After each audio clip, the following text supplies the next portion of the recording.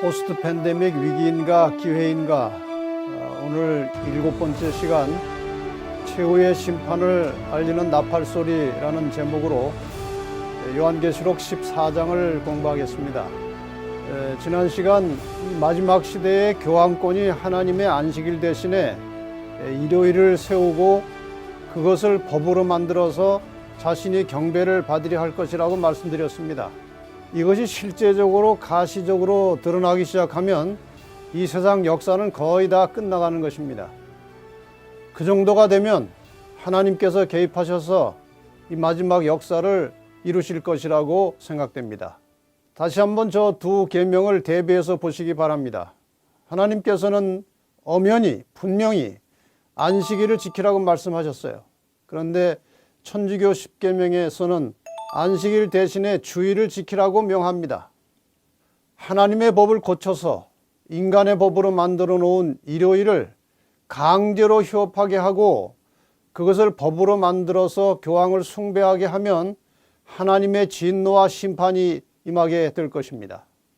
시편 119편 126절에 보면 저희가 주의 법을 폐하여 싸우니 지금은 여호와의 일하실 때니이다, 이런 말씀이 있어요. 주의 법을 폐했으면 이제 세상은 끝난 겁니다. 하나님께서 일어나셔서 역사를 시작하시는 겁니다. 하나님께서 세상을 심판하실 때에는 언제나 미리 경고를 하시고 돌이킬 수 있는 은혜의 기간을 주십니다. 이 세상에 죄악이 가득 차서 온 세상을 물로 심판하실 때에도 하나님께서는 120년의 유예 기간을 주셨고 방주로 들어오도록 초청하셨습니다. 이사야 58장 1절에 보면 크게 외치라, 아끼지 말라, 내 목소리를 나팔같이 날려 내 백성에게 허물을, 야곱 집에 그 죄를 고하라고 말씀하십니다. 이 마지막 시대를 향해서 이제 나팔 소리가 울리게 될 것입니다. 인류의 역사의 마지막에 하나님께서 죄인을 초청하시면서 심판을 경고하는 메시지가 바로 요한계시록 14장에 나타나는 세 천사의 메시지, 세 천사의 기별입니다. 어제 그제 공부하신 계시록 13장 종말에 있을 배도한 인간의 역사에 대한 예언에 바로 이어서 계시록 14장이 기록되어 있는 것은 그 자체가 상당히 중요한 의미를 갖는 것이라고 생각됩니다. 자, 그럼 누가 계시록 14장 세 천사의 기별을 전하는 것인가 하는 겁니다. 계시록 14장을 열면 1절에 또 내가 보니 어린 양이 시온에 섰고 그와 함께 14만 4천이 섰는데 그 이마에 어린 양의 이름과 그 아버지의 이름을 쓴 것이 있도다. 여기 14만 4천이 나옵니다. 이 14만 4천은 어떤 사람들인가에 대해서 먼저 잠깐 설명을 드리겠습니다. 일단 14만 4천이 구성된 그 산출 근거를 보면 이렇습니다. 계시록 7장 4절에 내가 입맞은 자의 수를 들으니 이스라엘 자손의 각 지파 중에서 입맞은 자들이 14만 4천이니 하나님의 인을 말하는 것입니다. 하나님의 입맞은 자들이 이스라엘 자손 각 지파에서 14만 4천이라고 했으니까 한 지파에서 12,000명씩 나오는 것입니다. 저기 보시는 대로 유다 지파로부터 시작해서 베냐민 지파까지 각 지파에서 12,000명씩 나와서 14만 4천이라는 숫자가 나왔습니다. 자, 그럼 이 계시록 7장과 14장에 언급된 14만 4천이 실제 수인가 상징 수인가 대한 논란은 많이 있습니다. 방금 보신 대로 14만 4천이 나온 산출 근거를 보면 이스라엘의 12지파에서 각각 12,000명씩 나왔는데 육적 이스라엘의 의미는 이미 끝난 이 종말의 시대에 그 지파가 실제일 수가 없습니다. 그러니까 이것은 지파는 상징입니다. 그래서 지파와 함께 언급된 숫자도 상징으로 보는 것이 일반적인 견해입니다. 이 14만 4천에 대한 우리 재림교회 대총의 입장은 이렇게 정리가 되어 있습니다. 12은 12지파에 기초한 고대 이스라엘의 수이다. 그것은 또한 12사도들 위에 세워진 교회의 수이다. 따라서 14만 4천이라는 수는 그 수가 구성하고 있는 완전성에 비추어서 하나님의 교회의 연합과 완전성 그리고 완성을 상징하는 것으로 이해되어야 한다. 그래서 이 14만 4천은 상징이라고 설명이 되어 있습니다. 그런데 이 사람들의 특성에 대해서 계시록 14장 4절과 5절에 이 사람들은 여자로 더불어 더럽히지 아니하고 정절이 있는 자라, 어린 양이 어디로 인도하든지 따라가는 자며 사람 가운데서 구속을 받아 처음 익은 열매로 하나님과 어린 양에게 속한 자들이니 그 입에 거짓말이 없고 흠이 없는 자들이더라, 이렇게 되어 있습니다. 일단 14만 4천인은 타락한 교회에 속하지 않고 여자로 더불어 더럽히지 않았다고 그랬습니다. 예수님의 인도하심을 따라서 하나님의 말씀에 목숨을 걸고 충성하는 진실한 사람들입니다. 특별히 이 사람들은 짐승의 표와는 대비되는 하나님의 인을 받은 자들이라고 계시록 7장에 명시되어 있습니다.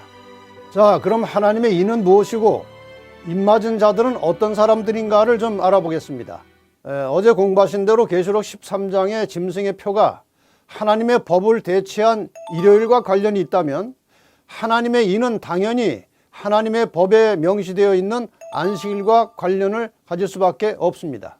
에스겔 20장 12절에 보면 또 나는 그들을 거룩하게 하는 여호와인 줄 알게 하려 하여 내가 내 안식일을 주어 그들과 나 사이에 표징을 삼았었노라. 여기에 이 표징이라는 말이 영어 성경에서는 사인이라고 되어 있습니다. 이 사인은 도장과 같은 의미를 갖는 것입니다. 안식일이 하나님과 그 백성들 사이에 사인이다, 표징이라고 말씀하십니다. 출애굽기 31장 13절에도 비슷한 말씀이 나옵니다. 너는 이스라엘 자손에게 고하여 이르기를 너희는 나의 안식일을 지키라. 이는 나와 너희 사이에 너희 대대의 표징이니 나는 너희를 거룩하게 하는 여호와인 줄 너희로 알게 함이라. 해서 이 안식일이 역시 표징이라는 말을 쓰고 있습니다. 그리고 마가복음 2장 28절에는 이러므로 인자는 안식일에도 주인이니라. 이렇게 해서 하나님의 인, 하나님의 도장은 하나님과 그 백성 사이에 맺어진 언약에 찍혀진 도장은 안식일이라고 분명히 밝히고 있습니다. 십계명은 하나님께서 사람에게 내려주신 귀중한 언약의 문서입니다. 그런데 하나님께서 그 문서를 내려주실 때에 그 당시에 통용되던 문서의 형식을 취하셨다는 사실을 통해서 안식일이 하나님의 도장과 같은 것임을 재확인할 수 있습니다. 옛날에 그 십계명이 선포될 당시에 이 문서의 형태를 보면 그 당시엔 종이가 없었죠. 이 점토판에다가 이제 중요한 문자를 찍어서 문서를 만드는데, 이 십계명이 선포될 당시에 문서의 형태를 보면 그 당시엔 종이가 없었기 때문에 이 점토판에다가 문자를 찍어서 이제 문서를 만드는데, 이때에 이 문서를 만든 사람의 도장을 가운데 찍었습니다. 이 점토판의 가운데 찍었어요. 그런데 십계명도 보면은 안식일 계명이 이 문서의 중앙에 들어 있습니다. 그래서 하나님께서 이 안식일이 이 하나님과 그 백성 사이에 맺어진 언약에 상당히 중요한 도장과 같다는 사실을 우리에게 인식시켜 주고 있는 것입니다. 그런데 우리가 하나님의 인의 문제를 다룰 때 매우 중요한 사실은 안식일을 준수하는 단순한 행위 자체가 인 많은 것이 아니라는 겁니다. 하나님의 인을 많는다는 것은 하나님의 소유된 백성이라는 의미인데, 하나님의 백성들은 어떤 사람들인지 우리가 깊이 생각해 볼 필요가 있습니다. 제가 좀 몇 가지 정리해서 말씀을 드리겠습니다. 하나님의 인을 많는다는 것은 첫째, 예수를 믿음으로 구원받은 하나님의 백성이 되었다는 겁니다. 그 다음에 두 번째, 하나님 나라에 소속된 백성으로 하나님의 법을 존중하여 즐거운 마음으로 그것을 지키는 사람들입니다. 특별히 하나님께서 자기 백성과의 표징으로 주신 안식일을 준수함으로 창조주 하나님을 경배하는 사람들, 이 사람들이 이제 입맞는 조건 중에 하나입니다. 그 다음에 하나님의 품성의 사본인 계명을 준수하는 이 생활 속에서 하나님의 품성을 드러내야 되는데, 그것이 곧 사랑이라고 하는 품성이 나타나야 된다는 것이죠. 그러므로 하나님의 인을 맞는 가장 확실한 증거는 품성의 변화로 나타나는 것입니다. 그러니까 이 하나님의 법 자체가, 안식일을 포함하는 하나님의 법 자체가 하나님의 품성을 표현하는 것이기 때문에 계명을 지키는 사람, 안식일을 포함해서 계명을 지키는 사람들의 특징, 하나님의 입맞은 사람들의 특징은 그 품성이 하나님을 닮아가고 있다는 것입니다. 종말의 시대에 하나님의 참 백성으로 인침을 받은 사람들이 온 세상을 향해서 외치는 초청과 경고의 메시지를 세 천사의 기별이라고 말하고 그 내용이 계시록 14장 6절부터 나옵니다. 14장 6절에 보면 서론이 나옵니다. 또 보니 다른 천사가 공중에 날아가는데 땅에 거하는 자들 곧 여러 나라와 족속과 방언과 백성에게 전할 영원한 복음을 가졌더라. 그러니까 이 세 천사의 기별은 온 세상 모든 사람들에게 빠짐없이 남김없이 전파되어야 한다는 그런 말씀이죠. 자, 이제 14만 4천인이 전하는 마지막 초청과 경고의 메시지를 이 세 천사의 기별을 한번 하나씩 살펴보겠습니다. 첫째 천사의 메시지입니다. 14장 7절. 그가 큰 음성으로 가로되 하나님을 두려워하며 그에게 영광을 돌리라. 이는 그의 심판하실 시간이 이르렀음이니. 심판하실 시간이라고 하는 것은 재림이 임박한 종말의 시기를 말하는 것입니다. 이러한 시기에 이 첫째 천사의 기별이 전파되는 것이죠. 지금 하나님을 두려워하며라고 하는 말을 잘 생각해 보시기 바랍니다. 계시록 13장에 나타난 짐승, 교황권, 그 사람을 두려워하지 말고 하나님을 두려워하고 하나님을 경배하라고 하는 의미를 가지고 있는 것입니다. 자, 그러면은 심판하실 때가 가까이 왔으니 하나님을 두려워하고 그에게 영광을 돌리라. 그런데 어떻게 하는 것이 하나님께 영광을 돌리는 것인가에 대해서 그 다음에 나옵니다. 하늘과 땅과 바다와 물들의 근원을 만드신 이를 경배하라. 여러분, 저 긴 문장을 짧게 할 수도 있습니다. 하늘과 땅과 바다와 물들의 근원을 만드신 이를 한 단어로 하면 창조주입니다. 창조주를 경배하라 하면 됩니다. 근데 왜 저렇게 긴 수식어를 붙여놨을까요? 저것은 10계명 넷째 계명에 나오는 내용입니다. 그래서 창조주 하나님을 기억하라고 하는 저 말씀은 안식일을 기억하라는 것입니다. 안식일 계명 속에 하늘과 땅과 바다와 그 가운데 모든 것을 만들고 제7일에 쉬었음이라는 말씀이 나옵니다. 그래서 하늘과 땅과 바다와 물들의 근원을 만드신 이를 경배하라고 하는 것은 다시 말해서 하나님의 계명 속에 들어있는 안식일을 회복하라고 하는 매우 중요한 메시지가 들어있다는 것입니다. 그러니까 첫째 천사가 전하는 메시지 내용은 짐승 곧 교황권의 권위를 나타내는 표시로 인정되는 일요일 예배의 정면으로 대치되는 하나님의 법 안식일을 강조하고 있다는 것입니다. 그래서 종말의 시대에 나타나는 이 선악의 싸움의 핵심적인 이슈는 하나님의 법 안식일과 인간의 법 일요일이 충돌하는 겁니다. 여기에서 어느 한쪽을 선택하느냐, 어느 쪽을 선택하느냐에 따라서 결국 모든 인간 각자의 영원한 운명이 결정되는 것이죠. 자, 이제 둘째 천사의 기별입니다. 14장 8절입니다. 또 다른 천사 곧 둘째가 그 뒤를 따라 말하되 무너졌도다 무너졌도다 큰 성 바벨론이요 모든 나라를 그 음행으로 인하여 진노의 포도주로 먹이던 자로다 하더라. 둘째 천사의 메시지는 바벨론이 무너졌다는 것입니다. 자, 이 바벨론이라고 하면 우리가 얼른 떠오르는 것은 바벨탑입니다. 그 당시 노아 홍수 이후에 한 세월이 흐른 다음에 사람들이 탑을 건축했습니다. 하늘에 닿을 수 있는 탑을 건설하는 것은 하나님께 대한 정면 도전입니다. 하나님께서 이것을 직접 관여하셔서 내려오셔서 강림하셔서 언어를 혼잡케 함으로 이 탑 공사를 중단시켰습니다. 그래서 바벨이라고 하는 뜻은 언어가 혼잡되었다, 뒤섞였다, 이렇게 해서 혼돈, 혼잡, 뒤섞임의 의미를 가지고 있습니다. 둘째 천사의 기별에서 말하는 이 바벨론은 실제 바벨론이 아니라 영적인 의미에서 바벨론을 가리키고 있습니다. 다시 말해서 성경의 진리나 교리에 이방 종교의 풍습이나 인간적인 이론이 섞여진 혼잡스러운 타락한 기독교를 바벨론이라고 말하는 것입니다. 이것이 영적 바벨론이에요. 초기 기독교는 전적으로 그리고 완전히 하나님의 말씀의 기초와 뿌리를 두고 있었던 순수한 교회였습니다. 그런데 이 교회가 서기 313년 콘스탄틴 황제가 밀란 칙령을 내리고 박해하던 교회에 자유를 주고 그 다음에 교회가 점점 번영하고 교회가 세속화되고 교회가 정치와 연합하게 되고 그 다음에 이 교회 안에 이교도들이 많이 유입해 들어옴으로써 이 교회가 타락하기 시작했습니다.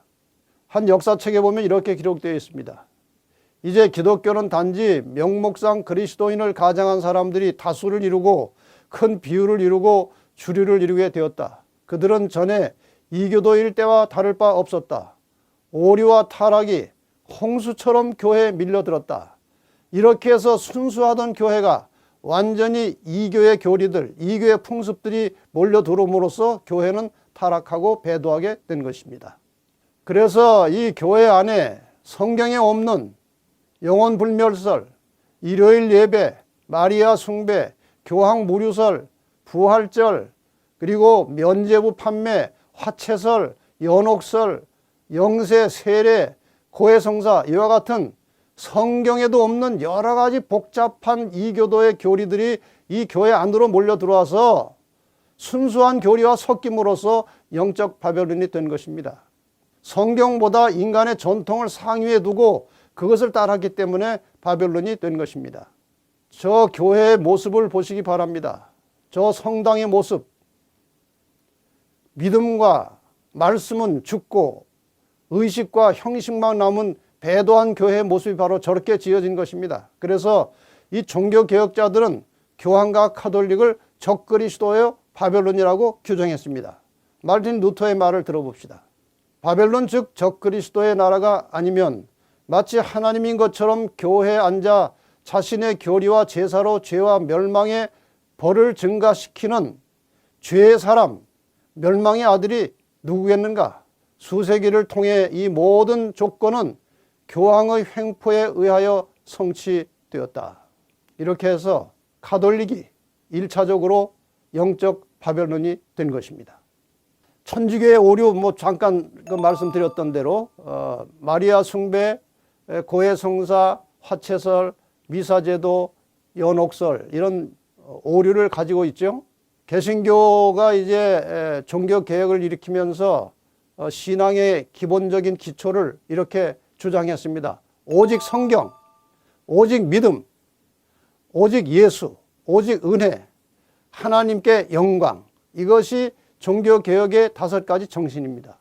그런데 불행하게도 이 천주교의 오류와 개신교의 신앙의 기초가 공유하고 있는 교리가 있어요. 그것이 주일 예배고 그것이 영혼불멸설이고 그것이 부활절입니다. 저것까지 완전히 개혁을 했어야 되는데 저것을 개혁하지 못했고 저 공유된 교리 때문에 개신교가 서서히 다시 천주교 쪽으로 들어가고 있는 상황에 있는 것입니다. 종교개혁을 통해서 개신교의 역사가 시작되긴 했지만 지속적이고 완전한 개혁이 이루어지지 않았습니다. 그 결과로 아직도 오래전 카톨릭이 만들어 놓은 오류를 가지고 있을 뿐만 아니라 그것을 더 이상 개혁하려고 하지 않기 때문에 아까 말씀드린 대로 다시 카톨릭의 범주 안으로 개신교가 서서히 들어가고 있는 것이 오늘의 현실입니다. 교회도 옛날 성당처럼 얼마나 크게 짓습니까? 말씀과 믿음은 죽고 의식과 형식만 남은 현대교회 모습이 바로 저런 것입니다. 지속적인 개혁을 멈추고 옛 로마 교회의 교권과 부를 추구하는 개신교가 되어버렸습니다. 그래서 이것이 이어서 2차 영적 바벨론이 되었다는 것입니다. 카톨릭이나 개신교 안에도 진리를 올바로 깨달으면 진리대로 살면서 하나님의 충실한 자녀가 되기를 원하는 많은 성도들이 있습니다. 여기에 대한 기록을 한 가지 살펴보겠습니다. 바벨론을 구성하고 있는 교회들 내에 존재하는 영적 암흑과 하나님께로부터의 분리에도 불구하고 그들의 단체 안에는 참된 그리스도인의 큰 무리가 여전히 남아있다. 그들 중에는 이 시대를 위한 특별한 기별을 아직 깨닫지 못한 사람들이 많이 있다. 또한 많은 사람은 그들의 현 상태에 만족하지 아니하고 더욱 밝은 빛을 갈망하고 있다. 그렇습니다. 1차, 2차 바벨론이 되었지만 그 안에 아직도 신실한 하나님의 백성들이 많이 있을 것이고 그들은 이 세 천사의 기별을 듣고 아마도 진리를 찾아 나오게 될 것입니다.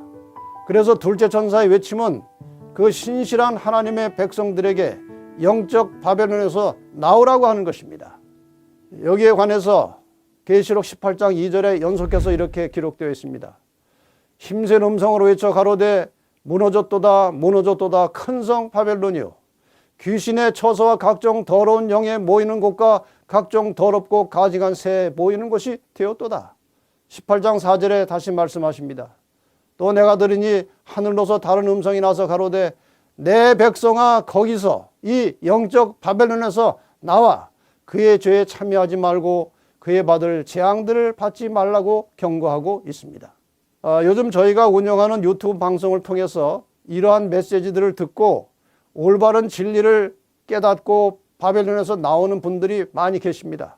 여러 가지 사례들이 있습니다만 우선 한 가지 사례를 잠깐 동영상으로 들어보시겠습니다. 안녕하세요. 저는 어린 시절부터 장로교회를 다녔습니다. 그런데 한 3년 전 다니던 교회 목사님의 설교가 점점 이상해지면서 성경에 맞지 않는다는 생각이 들었어요. 그래서 교회 다니는 것을 중단했습니다. 그러던 중에 작년 연말부터 뭔가 마음이 자꾸만 불안해지고 어려서부터 믿던 하나님을 다시 찾아야겠다는 생각이 문득문득 들기 시작했어요. 그래서 유튜브에 들어가서 한국에서 유명한 목사님들을 찾아서 설교를 많이 들었습니다. 그러다가 목사님들의 설교가 점점 조금씩 정리가 되면서 채널7에서 나오는 김대성 목사님의 설교를 듣게 되었는데 모든 말씀을 성경을 근거로 해서 설교를 하시니까 신뢰심이 생겨서 그때부터 본격적으로 김 목사님 설교만 집중해서 듣기 시작했어요. 아침부터 저녁까지 외출하는 것도 중지하고 말씀만 들었습니다. 말씀을 들으면서 이제 무엇인가 결정을 해야겠다는 생각을 가지고 하나님께 참 진리 교회로 인도해달라고 간절히 기도를 드리는 중에 김 목사님을 만나야 되겠다는 그래서 상담을 좀 하고 싶은 그런 마음이 들었습니다. 사무실 근처에 2번 답사를 하고 용기를 내서 3번째 사무실에 올라와서 목사님을 만나 상담을 했습니다. 목사님께서는 언제라도 질문이 있으면 연락하라고 하셨지만 저는 이미 마음을 확정하고 왔기 때문에 목사님 그럴 필요 없습니다. 다음 주부터 제가 이 교회에 나오겠습니다 하고 목사님께 말씀드렸어요. 그래서 7월 4일 안식일 첫 주부터 저는 진리 횃불 교회를 출석을 시작했습니다. 그리고 지난 9월 5일에 드디어 침례를 받고 재림교회에 입교하였습니다. 요즘은 너무나 즐겁고 행복한 마음으로 신앙생활을 하고 있습니다. 안식일을 회복하고 나니까 다른 계명들은 지키려고 노력할 필요도 없이 제 생활이 변화가 되더라고요. 그리고 최선을 다해서 전도도 하고 있습니다. 안식일이 그렇게 기다려지고 기쁜 날일 수가 없어요. 교회에 가면 참 행복합니다. 저를 진리교회 남은 교회로 인도해 주신 하나님과 목사님께 진심으로 감사드립니다. 고맙습니다. 자, 저렇게 하나님의 진리의 말씀을 듣고 진리를 따라서 결단을 내리고 나오는 분들이 요즘 이곳저곳에서 일어나고 있습니다. 여러분 이 기별을 들으시고 올바른 판단이 서시면 과감하게 결단하시고 선택하시기를 바랍니다. 셋째 천사의 기별입니다. 좀 깁니다. 14장 9절로 12절 또 다른 전사고 셋째가 그 뒤를 따라 큰 음성으로 가로되 만일 누구든지 짐승과 그의 우상에게 경배하고 이마에나 손에 표를 받으면 짐승의 표를 받으면 그도 하나님의 진노의 포도주를 마시리니 그 진노에 섞인 것이 없이 부은 포도주라. 거룩한 천사들 앞과 어린 양 앞에서 불과 요항으로 고난을 받으리니 그 고난의 연기가 세세토록 올라가리로다. 그 다음에 내용은 앞의 내용을 간단하게 다시 반복하고 있습니다. 짐승과 그의 우상에게 경배하고 그 이름의 표를 받는 자는 누구든지 밤낮 쉼을 얻지 못하리라 하더라. 이것이 셋째 천사의 메시지입니다.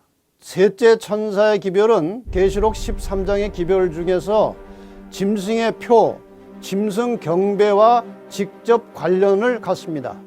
짐승의 표를 받는다고 하는 것은 짐승 교황권의 권위로 만들어진 일요일 강제 휴업법에 굴복함으로 교황을 경배의 대상으로 인정하는 것을 말합니다.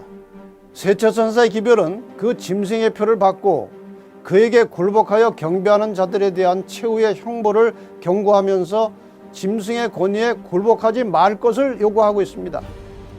이 종말의 시대에 지구상에 살아있는 모든 사람들은 주님이 재림하시기 직전에 하나님의 법, 하나님의 계명에 순종할 것인지 아니면 인간의 법에 굴복할 것인지 둘 중에 하나를 선택해야만 하는 결단의 자리에 서게 될 것입니다. 그리고 그 결정이 개인의 영원한 운명을 결정하게 되는 것입니다. 이 세 천사가 전하는 메시지를 요약해서 정리하면 이런 것입니다. 첫째 천사의 메시지는 심판이 가까웠다는 것은 재림의 임박성을 말하는 겁니다. 그 다음에 창조주를 예배하라는 것은 안식일을 회복하라는 것입니다. 이것이 첫째 천사 메시지의 핵심 기별이에요.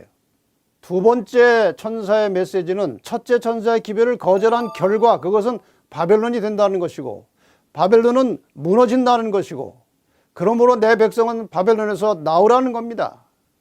그리고 셋째 천사의 기별은 바벨론에서 나오라고 했음에도 불구하고 나오지 않으면 짐승의 표를 받게 될 것이고 짐승의 표를 받은 자는 영원히 멸망당할 것을 경고하는 것입니다. 이 모든 세 천사의 기별의 결론은 하나님의 계명과 예수 믿음을 지키는 것이라고 나와 있습니다. 여러분, 이 메시지는 인류의 구원을 위해서 하나님께서 세상에 보내시는 최후의 통첩과도 같은 것입니다. 더 이상의 기회는 주어지지 않을 것이 분명합니다. 노아 시대에 살 수 있는 길은 방주로 들어가라고 하는 기별을 받는 것입니다. 침례 요한의 시대에 살 수 있는 길은 회개하라는 겁니다. 이스라엘 유대 나라가 멸망할 때에 살 수 있는 길은 산으로 도망하라고 한 것입니다. 그리고 마지막 시대에 하나님의 백성들이 살 수 있는 길은 바벨론에서 나오라는 겁니다. 이 셋째 천사의 메시지의 결론이기도 하고 또 이 세 천사가 전하는 메시지 전체의 결론이기도 한 아까 잠깐 말씀드렸던 계시록 14장 12절의 말씀을 소개하고 마치겠습니다. 성도들의 인내가 여기 있나니 저희는 하나님의 계명과 예수 믿음을 지키는 자니라. 최후에 승리할 하나님의 백성들은 예수를 믿음으로 구원을 얻은 사람들입니다. 그리고 하나님의 계명에 충실한 사람들입니다. 인내심을 가지고 믿음으로 성령의 능력에 의지하여 하나님 계명에 순종하는 사람들입니다. 이 사람들이 최후에 승리할 하나님의 백성들입니다. 세 천사의 기별은 이제 주님께서 우리를 데리러 오시기 전에 아무도 멸망받기를 원치 않으시는 하나님의 마지막 초청입니다. 마지막 때 사탄이 온 세상 사람들을 미혹해서 짐승의 표를 받게 하려고 하는 이 위험한 시대에 하나님께서 그분의 사랑하는 백성들에게 그 표를 받지 말도록 호소하시는 사랑의 음성입니다. 예언의 말씀을 통해서 미리 이런 말씀을 주시는 하나님께 감사하면서 이 중요하고 위급한 소식을 다른 사람들에게도 전하시기 바랍니다. 주님께 대한 믿음을 가지고 그분의 계명을 지키는 성도들을 데리러 주님께서 곧 오실 것입니다. 준비하고 깨어서 그분을 기다리다가 맞이하시기를 바랍니다.